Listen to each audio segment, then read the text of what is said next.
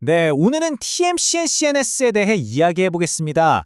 2026년 이 회사는요, 정말 상반기랑 하반기가 완전히 다른, 말 그대로 한 해에 두 개의 전혀 다른 이야기가 펼쳐질 것으로 보입니다. 자, 투자자로서 가장 궁금한 지점이 바로 이거겠죠.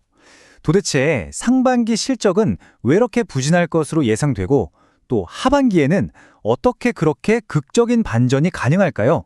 그 이유를 지금부터 하나씩 파헤쳐 보겠습니다. 2026년 전망을 제대로 이해하려면 먼저 이 회사가 어떤 사업을 하는지 알아야 합니다. TMCCNS는 크게 두 개의 성장 엔진을 가지고 있어요. 하나는 첨단 소재 사업이고 다른 하나는 특수 장비 사업입니다. 작년, 그러니까 2025년 실적을 한번 볼까요?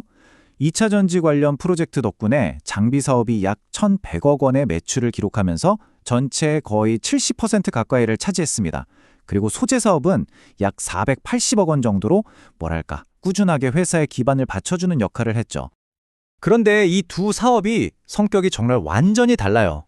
장비 매출은 고객사가 대규모 투자를 할 때마다 한 번씩 크게 발생하는 변동성이 큰 프로젝트성 사업입니다. 반면에 소재는요, 고객사 공장이 돌아가는 한 계속해서 꾸준히 팔리는 훨씬 안정적인 사업이죠. 바로 이 차이점이 2026년 실적의 향방을 가르는 핵심 열쇠가 됩니다. 자, 그럼 이제 2026년 상반기를 어렵게 만드는 그 핵심적인 문제들부터 살펴보겠습니다. 시작은 정말 예상치 못했던 운영상의 큰 위기였습니다. 작년 9월에 안성 공장에서 화재가 발생하면서 핵심 소재 2종의 생산이 완전히 멈춰버렸습니다.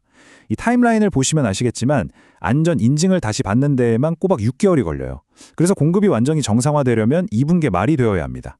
이게 바로 상반기 소재 매출이 부진할 수밖에 없는 아주 직접적인 원인인 거죠.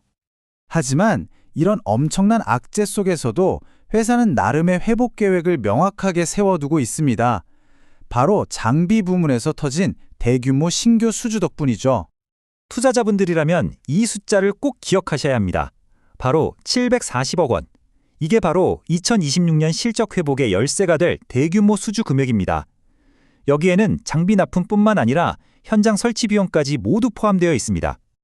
여기서 투자자분들이 반드시 이해하셔야 할 부분이 있습니다. 이 740억 원이라는 큰 돈이 한 번의 매출로 잡히는 게 아니라는 점이에요.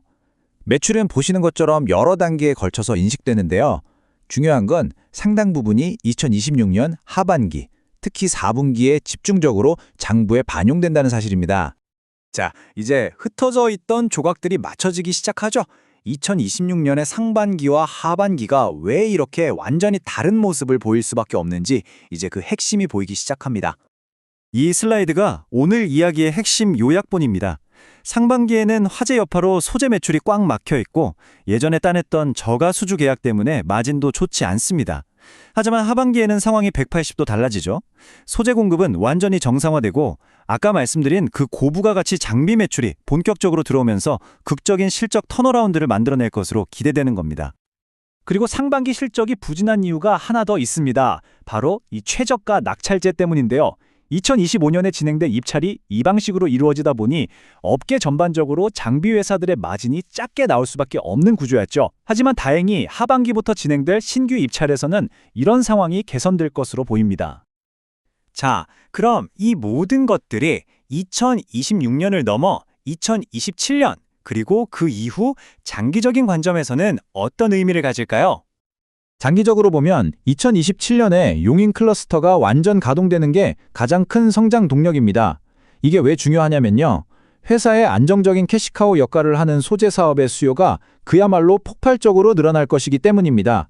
이게 바로 지속적인 성장의 발판이 되어줄 겁니다. 결국 마지막 지문은 이것이 될 겁니다. 강력한 회복 시나리오는 분명히 그려져 있지만 이걸 현실로 만들어내는 실행력이 관건이겠죠. 오늘 분석은 여기까지입니다. 마지막으로 꼭 말씀드리고 싶은 점은 이 영장은 특정 종목 추천을 위한 것이 아니라는 점입니다. 투자 판단을 위한 근거 자료로 적합하지 않을 수 있으며 모든 투자 판단은 본인의 책임하에 신중하게 이루어져야 합니다.